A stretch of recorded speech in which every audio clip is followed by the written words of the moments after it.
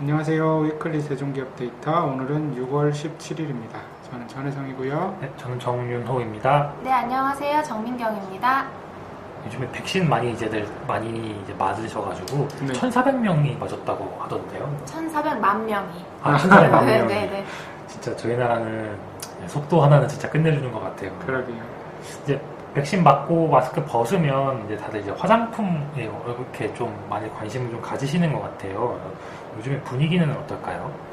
얼마 전에 뉴스에서 올리브영이 6월 초쯤에 여름 세일을 했어요. 네. 근데 역대급 매출, 최대 매출이 나왔다 하더라고요. 여름 전기 세일에서. 아, 저는 이번 전기 세일 참여는 하지 않았는데 사실 이제 날씨도 풀리고 또 마스크도 좀 익숙해지고 날씨가 풀리면 자연스럽게 이제 여행이나 놀러 가거나 사람들을 만나는 것들이 이어지다 보니까 아무리 마스크로 얼굴의 절반을 가려도 여성들은 좀 화장을 하게 되죠. 그래서 그렇게 해서 화장품 수요도 좀 회복이 되는 게 아닌가. 또 올리브영 매출도 잘 나왔다고 하니까 그래서 겸사겸사 오늘은 화장품에 대한 이야기를 좀 잡아봤습니다. 그래서 일단 오늘 날짜가 6월 17일이죠. 17일이면은 이제 매달 15일에 이제 관세청에서 품목별 수출입 실적을 발표해주고 이제 5월 수출과 수입의 실적이 이제 6월 15일에 발표가 되었습니다. 그래서 5월 수출 실적을 보면은 이게 한 660만 달러 정도 되는 것 같은데 이 금액이 역대 5월 중에서는 가장 좋은 수출 실적이 나왔습니다. 사실 여름은 전통적으로 화장품 비수기에 속하는데요. 여름에는 아무래도 이제 많이 바르면 땀이 나고 좀 답답하니까 이제 뭐 무거운 크림류나 이런 것들을 줄여서 이제 여름에는 좀 가볍게 바르다 보니 좀 비수기로 들어가는데 작년 2020년 5월에는 한 440만 불 정도 나왔고 2019년 5월에는 469만 불 정도 나왔는데 이번에 664만 불이 나왔습니다. 그래서 전월 4월에 74만 불이 나왔던 거에 비교하면은 5월에 수출은 좀 빠지긴 했지만 전년 동월 대비로는 좋은 성장세가 나왔고 역대 5월 수출 금액 중에서도 화장품은 가장 좋았습니다. 이런 거를 보면은 이제 화장품 수출 쪽은 좀 회복이 된 것 같고요. 이제 문제는 내수일 것 같은데요. 그래서 과연 내수 화장품은 얼마큼 살아났나 이거를 통계청에서 한번 찾아보았습니다. 통계청에서 절대 금액을 주는 건 아닌데 판매액 지수라고 하는 부분을 이제 계산을 해서 통계청에서 내주고 있는데요.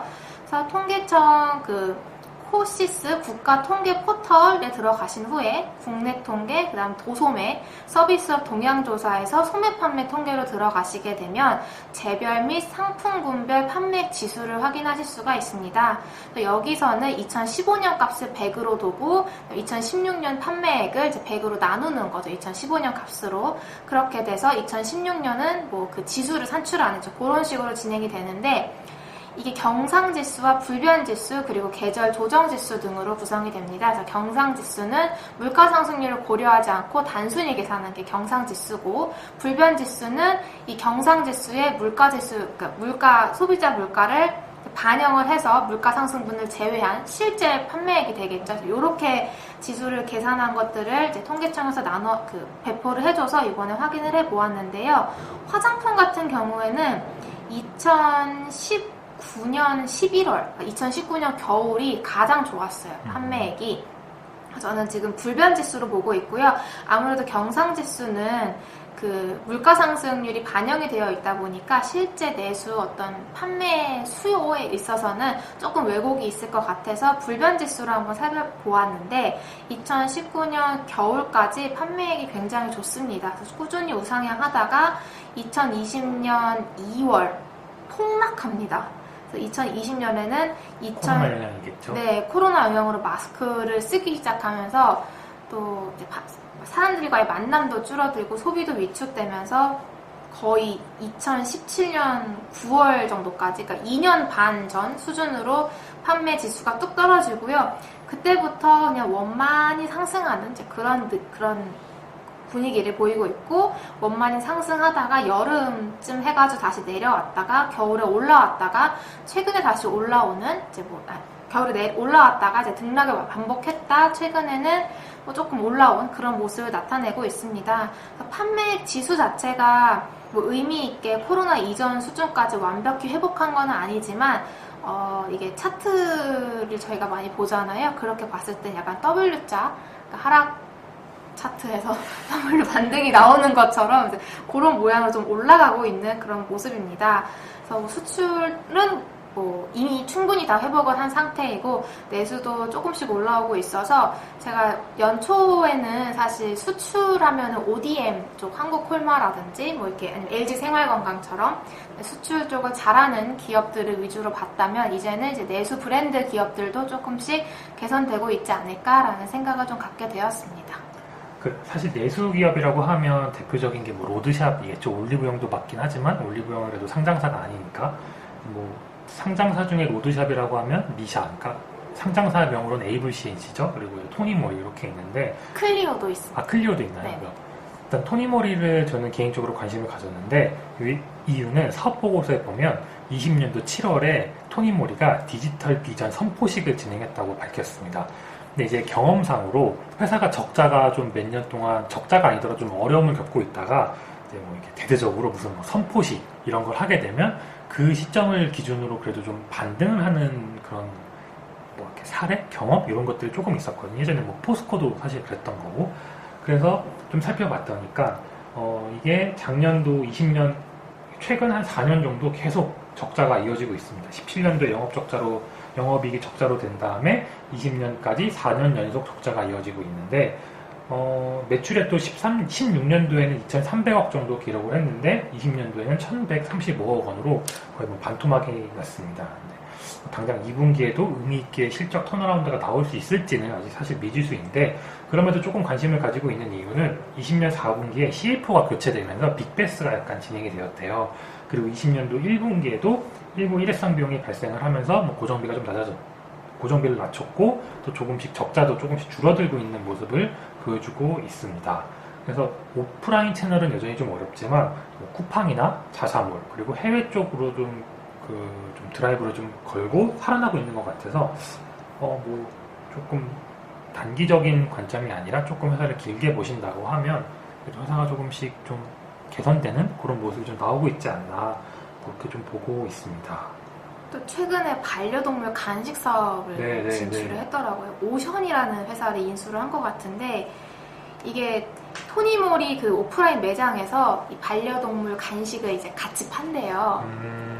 그래서 반려묘 쪽에 좀 더 초점이 맞춰져 있는 제품이라고 하는데 지금은 그 롯데 김포공항점 거기에 있는 이제 토니모리 매장에 그래서 이 반려동물 간식을 매장에 넣어가지고 실제로 이제 매출이 나오나 하고 있는데 그 토니모리의 주요 고객이 사실 여성이잖아요. 젊은 20, 30대 여성분들이 들어갔다가 반려동물 간식이 예쁘게 이렇게 잘 있으면은 이렇게 교차로 이렇게 살 수가 있는 이제 그런 수요를 좀 타깃하는 것 같습니다. 그래서 실제로 별다른 홍보 없이도 매장 내에서 매출 비중이 7, 8%까지 올라왔는데 이게 화장품 매출이 줄어서 반려견 매출이 올라온 게 아니라 화장품 매출은 그대로 늘어나는 찰나에 이 반려견 매출이 같이 올라왔다고 해요. 이게 회사 나름대로는 그 오프라인 샵 내에서의 시너지를 좀 좀 보고 있는 것 같은데요. 이게 어떤 성과가 될지 저는 좀 궁금합니다, 개인적으로. 네, 그래서 어쨌든 회사가 턴어라운드 전략을 좀 세우고 있는데 먼저 국내 같은 경우에는 일단 로드샵이니까 매장 효율화를 좀 시켜야 되고 제품이 이제는 자사 매장에서만 하고 있었는데 롭스랑 올리브영 같은 H&B 스토어에 이제 들어간다고 합니다. 하반기부터는 올리브영들도 이제 일부 입점이 되기 때문에 어느 정도 매출이 발생을 할 것 같고 회사가 적자가 나오고 있음에도 불구하고 그래도 좀 이익이 나오고 있는 사업부가 해외 사업인데 해외 사업은 미주 쪽에서는 여전히 안정적으로 잘 사업이 되고 있고 2분기부터는 중국 쪽 매출이 조금씩 이제 붙기 시작을 한대요. 그래서 뭐 좀 여기도 조금은 개선이 되겠죠. 그리고 온라인 사업도 쿠팡에 입점을 해가지고 한 달에 뭐 한 10억 정도 매출이 좀 발생을 하고 있다고 합니다.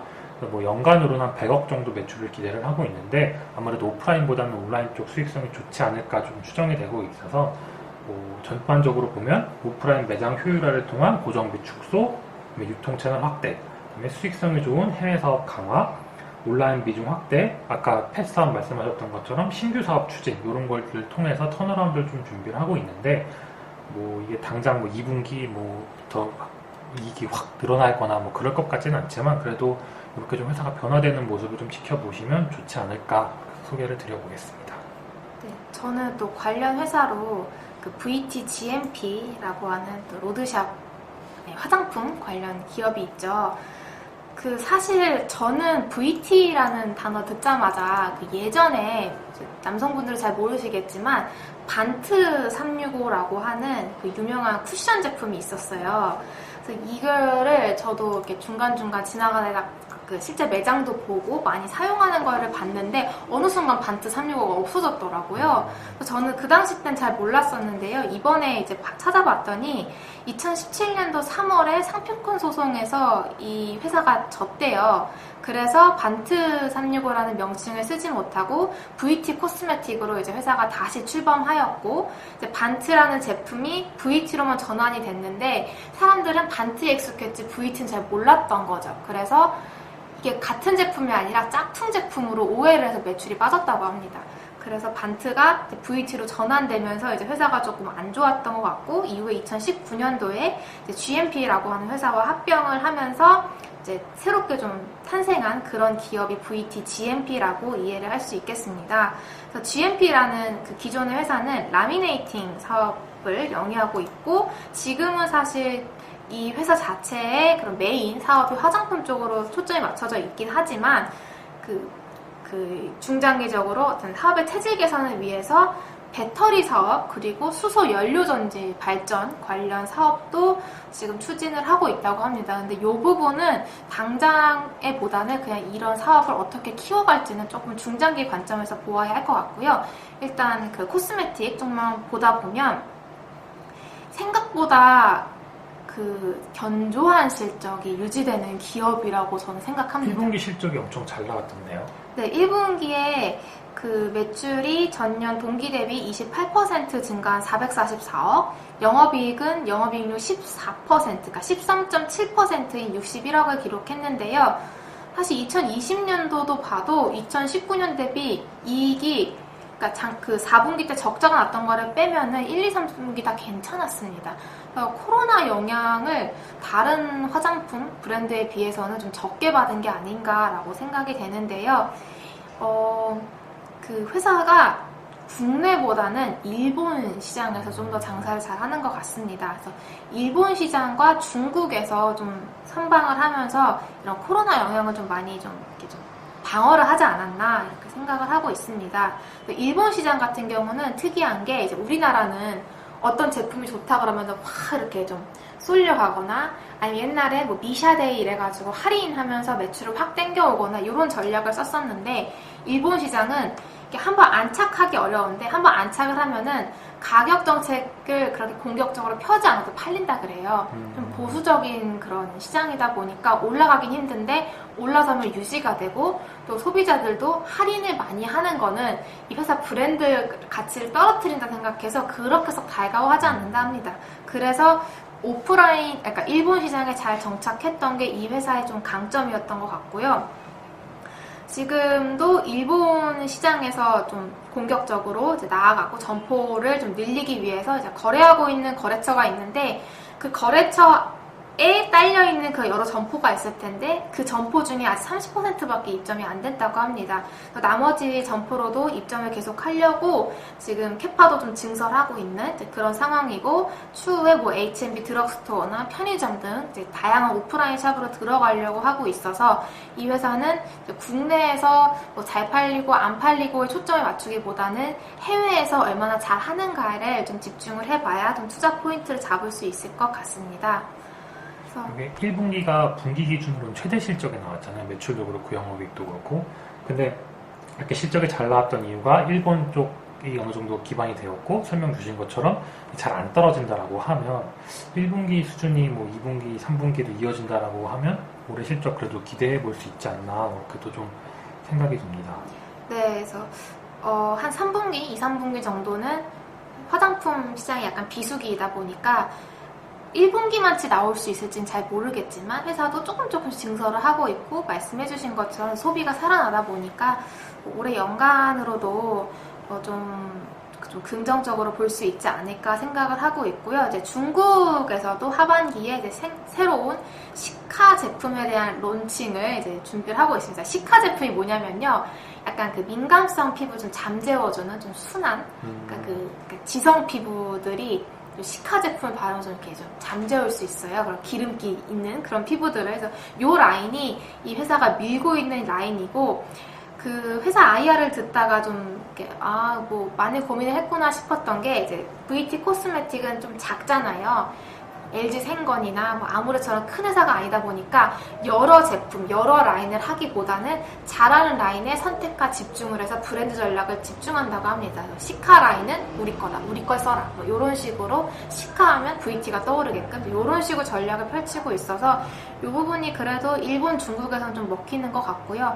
한국에서는 그 홈쇼핑의 그 조건 씨 랑 같이 홈쇼핑 2AM인가? 네, 2AM의 그 조건 씨랑 같이 홈쇼핑 위주로 좀 홈쇼핑 위주라기보다는 이제 홈쇼핑 라인의 조건 씨랑 같이 이제 그렇게 진행을 하는 것 외에는 이렇게 크게 공격적으로 들어가는 것 같지는 않습니다. 아무래도 한국 화장품 시장이 좀 경쟁이 치열하다 보니까 그래서 올해 한국보다는 일본이랑 중국에서 어떻게 잘 하는지, 또 요즘에 수출 시장도 좋아서 뭐 이런 흐름 잘 타고 간다면 연간으로도 좋은 실적을 내지 않을까 기대가 되고 있습니다. 네, 감사합니다.